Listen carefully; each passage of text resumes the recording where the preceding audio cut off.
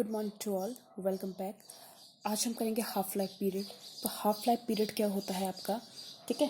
तो जब भी हम रिएक्शन करते हैं तो रिएक्शन करते करते जब रिएक्टेंट का आधा मॉलिक्यूल कंज्यूम हो जाए, जैसे सपोज करो हमारे पास ए है, ए से हमारे पास बी बन रहा है और ए मेरे पास 100 ग्राम है, ठीक है।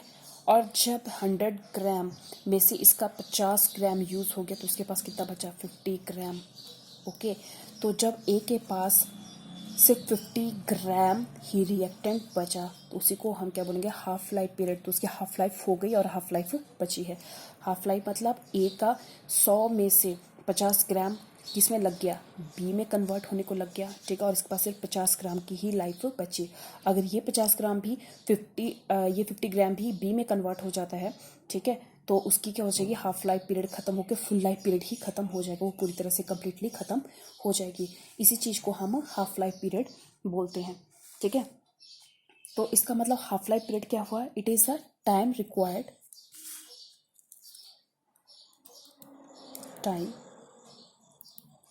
Required for consumption of 50% reactant, या time required to fall the concentration of reactant 50%, ठीक है। तो ऐसी कंसनट्रेशन जिस पर किसी सब्सटेंस की कंसनट्रेशन 50% रहेगी या उसकी आधी हो जाएगी, उसको ही हम हाफ लाइफ पीरियड बोलते हैं, ठीक है। अब हाफ लाइफ पीरियड हमने निकालना है for first order reaction, for zero order reaction and second order reaction, and this is also important। first order reaction के लिए आप कैसे निकालोगे, ठीक है। हमें पता है फर्स्ट ऑर्डर रिएक्शन के लिए हमने इंटीग्रेटेड रेट लॉ निकाला था, that is KT is equal to 2.303 log of concentration of A, this is your initial concentration, and concentration of A, this is your final concentration, ठीक है। तो according to अब half life period क्या होता है, half life period होता है T half, ठीक है।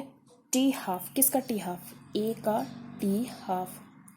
रिएक्टेंट है हमारे पास ए, ठीक है। तो ए की कंसंट्रेशन आधे टाइम के बाद कितना रहेगा, ठीक है। तो कितना रहेगा, इनिशियल कंसंट्रेशन अपॉन 2, ठीक है। देखो सपोज करो क्या हो रहा है आपके पास, ये हमारे पास है इनिशियल कंसंट्रेशन A0,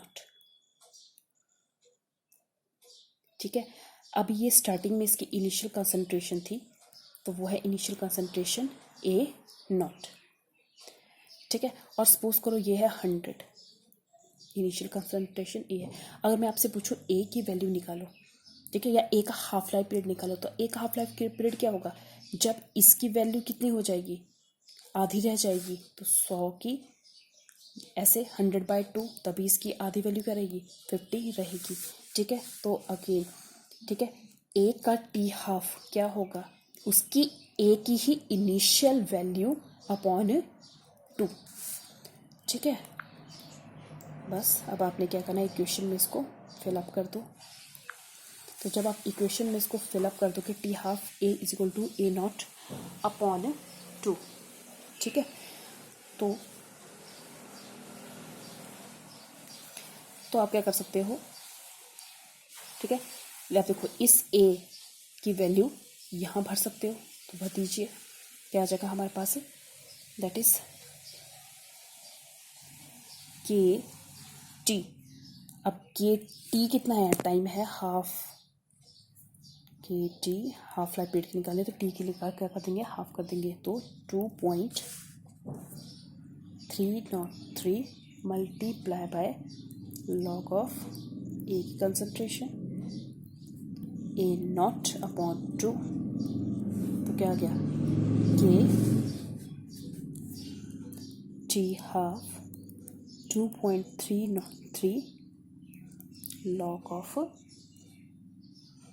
2, तो log 2 कितना होता है, ठीक है। KT हाफ किसके बराबर आ गया, 2.303 0.303 और log 2 की वैल्यू हमारे पास होती है 0.3010 और इसको अगर आप कैलकुलेट करोगे तो हमारे पास जो आएगा वो आएगा 0.693, वेरी इंपॉर्टेंट। ठीक है, तो हमने यहाँ से टी हाफ निकालना है सिर्फ, तो टी हाफ के की वैल्यू नीचे चले जाएगी 0.693 अपॉन के, and this is your very important equation T half. This is a T half for first order reaction. अब आपने टी हाफ निकालना है ज़ीरो ऑर्डर रिएक्शन के लिए। ठीक है, तो ये भी आपके पास सिमिलर है, कुछ भी रहेगा, इक्वेशन शुरू की आपकी सेम रहेगी। ठीक है, और आपने ए की वैल्यू भी इसमें क्या करनी है, फिलअप करनी है। Half life period for zero order reaction, जो फर्स्ट इक्वेशन होगी, फर्स्ट इक्वेशन हमेशा आपकी इंटीग्रेटेड रेट लॉ की जो हमने निकाली है वही रहेगी। अब जैसे फर्स्ट ऑर्डर रिएक्शन हमने यहाँ किया, तो फर्स्ट ऑर्डर रिएक्शन के लिए इंटीग्रेटेड रेट लॉ इक्वेशन ये थी। ठीक है, Kt is equal to 2.303 log A naught upon A. और जब आप फर्स्ट ऑर्डर के लिए निकालोगे तो फर्स्ट ऑर्डर के लिए भी इंटीग्रेटेड रेट इक्वेशन आपकी सेम रहेगी। This is your first order reaction. और अगर आप जीरो ऑर्डर रिएक्शन के लिए निकालते हो तो जीरो ऑर्डर रिएक्शन के लिए भी इंटीग्रेटेड रेट लॉ इक्वेशन आपकी सिमिलर रहेगी। जैसे कि नेक्स्ट करिए हम इंटीग्रेटेड रेट लॉ इक्वेशन।